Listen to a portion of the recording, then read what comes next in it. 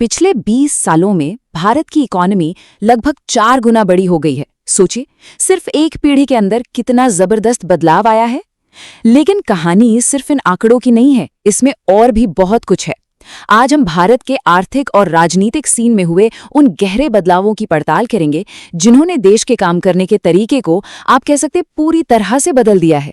तो सवाल ये उठता है कि पिछले 20 सालों में भारत की इकोनॉमी ने असल में कैसा परफॉर्म किया है। देखिए, ये सवाल अक्सर पॉलिटिकल डिबेट्स के शोर में कहीं दब सा जाता है, लेकिन आज हम सिर्फ नंबर्स की बात नहीं करेंगे। हम उन स्ट्रक्चरल बदलावों को समझने की कोशिश करेंगे जिन्होंने भारत के गवर्नेंस और इकोनॉमी की नींव को ही हिलाकर रख दिया है। तो चलिए शुरू करते हैं। अच्छा, तो आज हम क्या क्या देखने वाले हैं? सबसे पहले एक नजर डालेंगे इकोनॉमिक स्कोर कार्ड पर, मतलब नंबर्स क्या कहते हैं। फिर हम 3 बड़े पॉलिसी शिफ्ट्स को समझेंगे।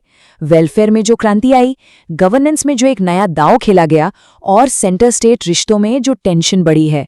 और हाँ, आखिर में हम ये भी देखेंगे कि इन सब पर आम राय क्या बन रही है।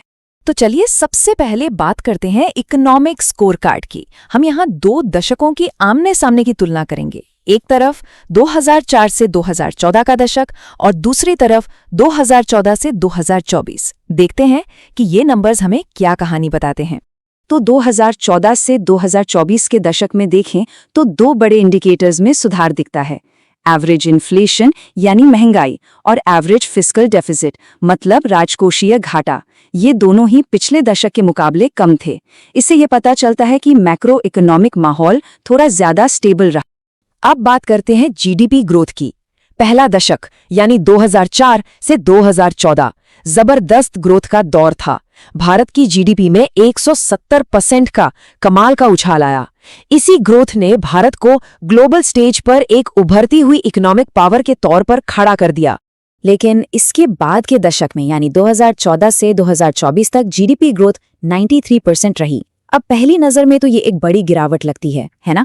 लेकिन पूरी कहानी समझने के लिए हमें ग्लोबल कॉन्टेक्स्ट को भी देखना पड़ेगा।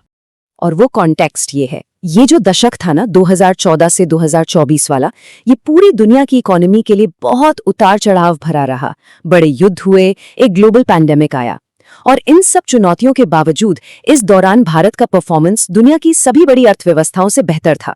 तो ये कहानी एब्सोल्यूट ग्रोथ से ज्यादा रिलेटिव स्ट्रेंथ की बन जाती है। तो ये तो हो गई बड़े बड़े इकोनॉमिक नंबर्स की बात, लेकिन इनसे हटकर जमीन पर क्या बदला? शायद सबसे बड़ा बदलाव आया वेलफेयर स्कीम्स को लोगों तक पहुंचाने के तरीके में। आप कह सकते हैं ये एक ऐसी क्रांति थी जो बहुत चुपचाप हुई। देखिए, दशकों से भारत की वेलफेयर स्कीम्स में एक बहुत बड़ी दिक्कत थी, लीकेज। एक बहुत मशहूर अनुमान था कि सरकार के भेजे हर 1 रुपए में से सिर्फ 15 पैसे ही असल लाभार्थी तक पहुंच पाते थे, बाकी 85 पैसे बीच में ही गायब।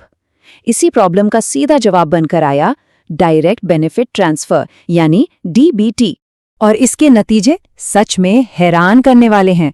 डीबीटी ने लीकेज को खत्म करके सरकार के लगभग 3.5 लाख करोड़ रुपए बचाए हैं।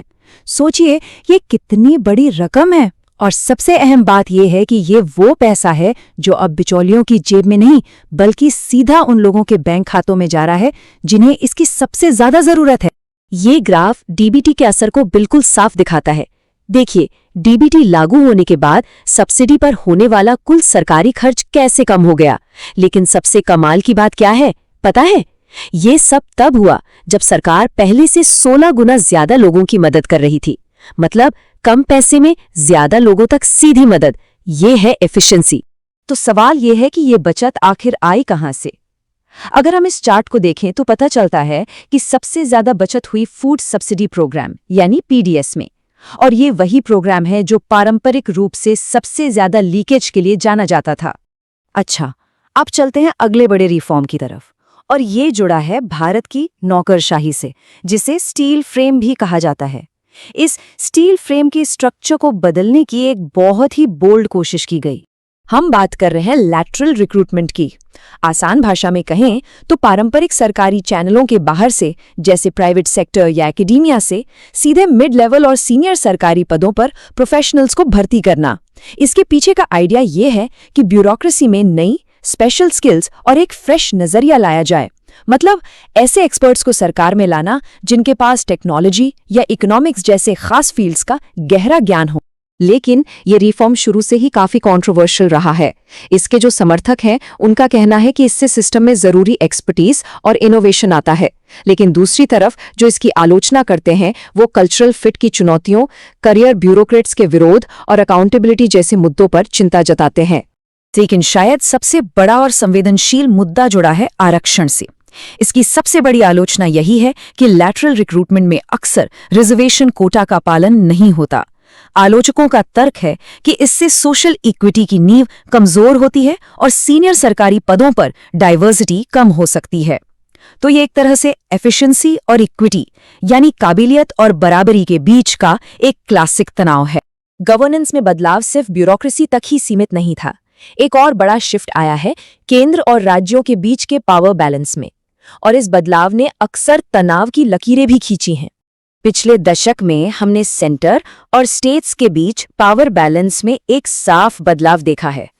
जीएसटी का लागू होना हो या फिर सेंट्रल स्कीम्स का दायरा बढ़ना, इन जैसे मुद्दों ने एक बड़ी बहस छेड़ दी है।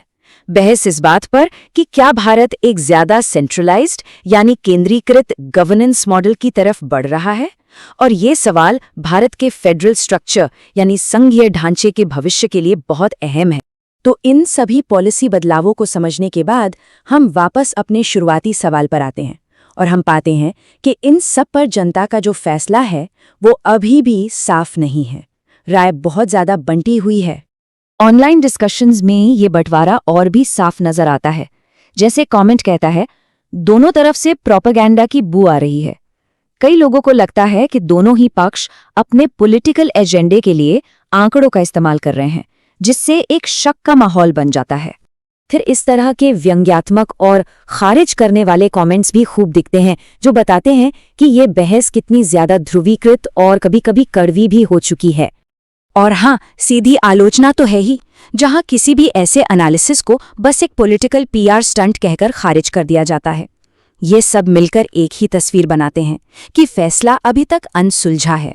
तो आखिर में हम कह सकते हैं कि इस बहस का कोई एक साफ विजेता नहीं है, लेकिन एक बात जो बिल्कुल तय है वो ये कि पिछले दशक में भारत में शासन करने का तरीका मौलिक रूप से बदल गया है। डीबीटी, लैटरल एंट्री और एक मजबूत केंद्र, ये सब एक नई शासन प्रणाली के बिल्डिंग ब्लॉक्स हैं।